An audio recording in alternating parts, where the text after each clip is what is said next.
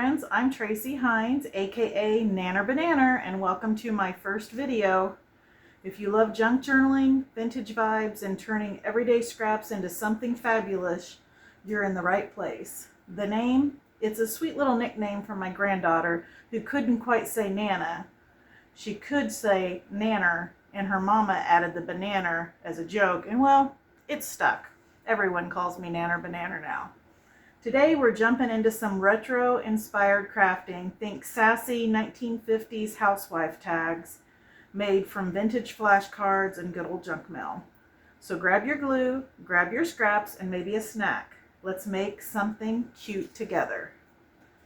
I thought I'd start out and show you some of the finished ones I've done. This one is the first one I made, and I thought I was going to use ribbon and decided I liked the tag look better and started using my well-tail punch to make tags. But these are some of the ones I've made. I really like how they've turned out. I like that flashcard shape, so I thought we would take a flyer I'd got in the mail and just trace around one of my flashcards. That way we can utilize some of the junk mail I have.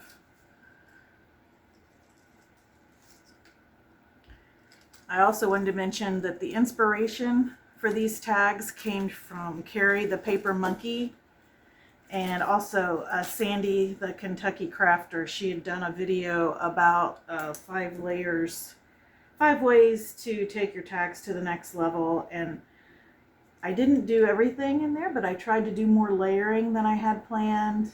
And one of the things I didn't do that I wanted to try, and I might try it on some later, is to emboss a tag. Let me grab my scissors real quick and cut that out.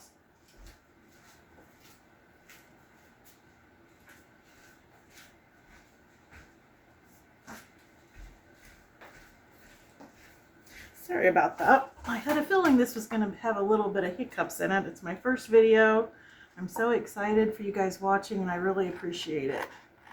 I know I get so much inspiration from other YouTubers out there putting their ideas out there, and I'm hoping that some of the ideas that I get inspired to do from watching their videos, maybe when I recreate some of this stuff, it'll inspire someone else.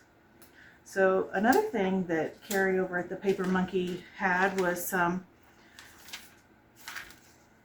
phone book paper, and I thought, oh my gosh, that's genius. I just love that. But I don't have a phone book.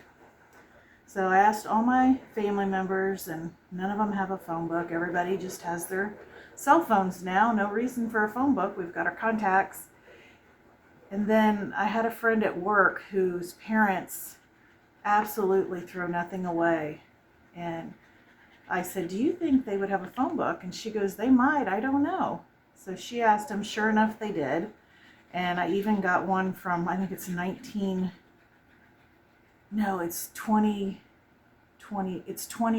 That's what it was. It was 2001 to 2002.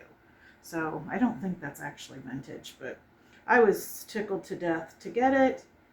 And now I have a phone book. And as you could see, when I was looking through some of these tags, I've made several using this, and it's definitely my favorite background. And I can see I'll probably be using this background on several of the pieces of embellishments that I make for I'm actually working on some 1950s Housewife recipe journals for a craft show I do once a year in the fall, and then I'll also do other journals, but I'm doing a large collection of the 1950s Housewives, and I make them, I call them monthlies. It's what I use to journal in each month. They have at least 30 pages that can be written on. There's other pages in there, but there's at least 30 pages that have room for writing, that sort of thing. So I use it for almost kind of like a planner, my list, and then if something sticks out on a day, I'll actually journal. If I come across any ephemera just in day-to-day life, I put that in there. Any pictures that take of my grandkids or anything like that gets added, and I really enjoy it. It's helped me be more organized, and I'm proud of myself. I've been doing it since February, and I've always wanted to have a journaling habit, but never quite could follow through consistently. I'd start it and not finish it, and these 30-day journals have really helped me be consistent. Plus, it's fun switching up the theme and that sort of thing to where, you know, each month it's a little different. I'm sure I'll keep one of these for myself, and I'll do the 1950s Housewife recipe journal as well.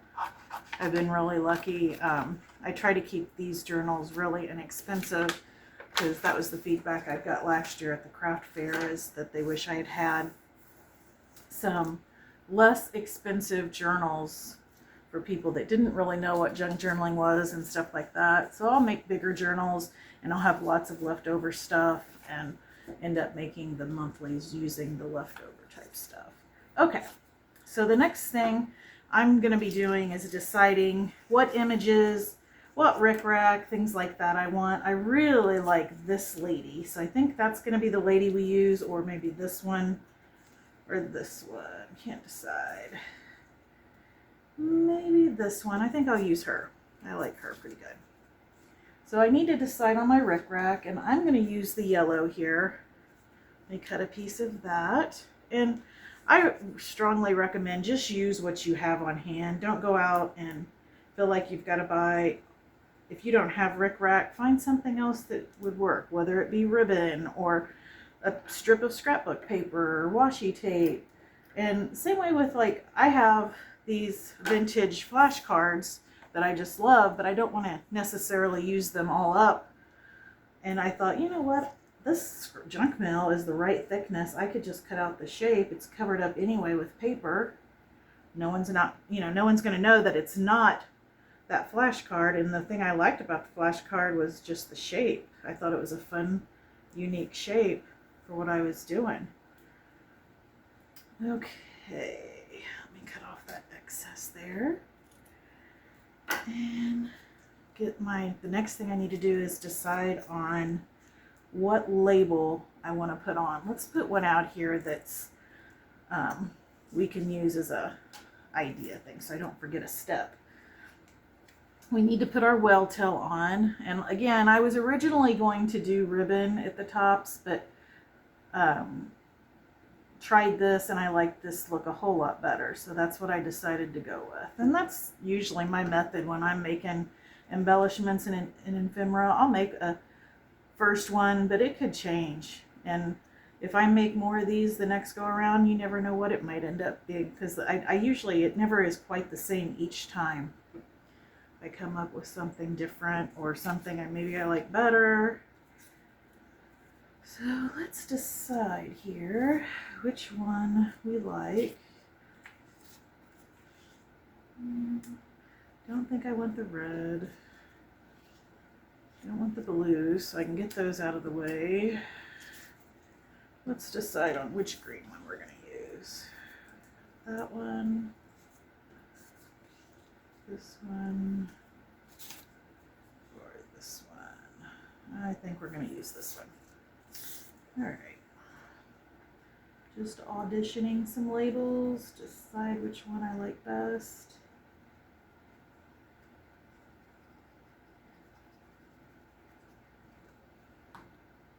If you're wondering what adhesive I'm using PVA glue. Madeline Diet is another one of my favorites to watch on YouTube, and she is the one that had mentioned this months ago, and since I've started using it, I have just absolutely loved it, and that's probably the only glue I'll use. You can use it to put your journals together, the material, if you're putting material on them. The only thing is if you're doing some like really three-dimensional things or something like that, you might want to use hot glue or Fabri-Tac, stuff like that. And I do still have Fabri-Tac that I use, and I also use Yoo-Hoo glue stick, that sort of thing, depending on what the project is. I just find I have a lot more control with this small bottle and the PVA glue, and I'm not a big fan of how the Fabri-Tac smells, but there are times when I feel like that might be a better choice, and I'll use that instead. I know the PVA glue is a lot more economical for the amount you get, and we're always looking for ways of saving some money so we don't spend as much on our craft.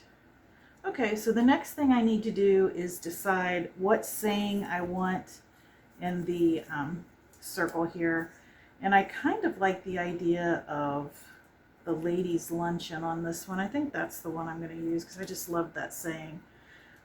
The other thing, I'm going to attach the, put the links in for the digitals I used from Etsy for the 1950 Housewives and the labels. And then these little sayings that I'm using, I actually had Chat GPT create these, and if it lets me, I'll link these as well, but it would be easy enough to do a search of 1950 housewife slang, because that's what I asked Chat GPT to create, and it gave me several of these to put on our circles here.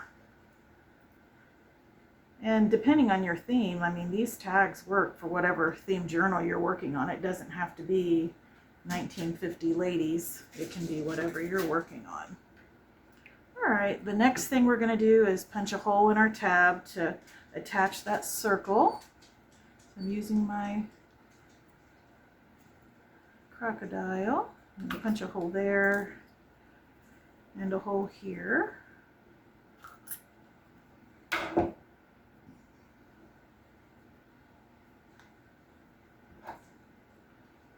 Let's see. I am making quite a few journals. I have made quite a few of these tags already. I like to do large collections at a time. That way, all the supplies I've gathered, I feel like they're not completely going to waste. I don't know, what do you guys do with your leftover supplies after you do a journal group or something like that? Do you save them?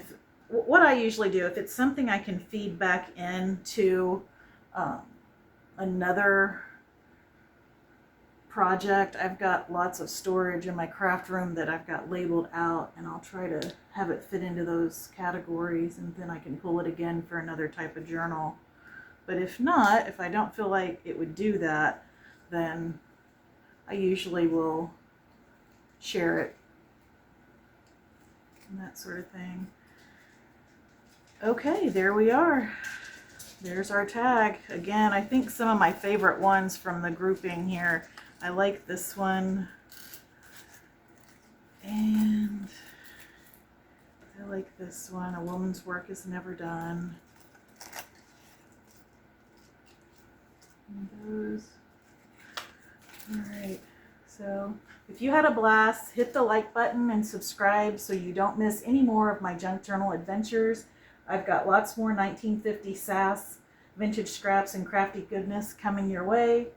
Thanks for stopping by. This is Nanner BaNanner signing off. Until next time, keep it cute, keep it crafty, and keep making something out of nothing.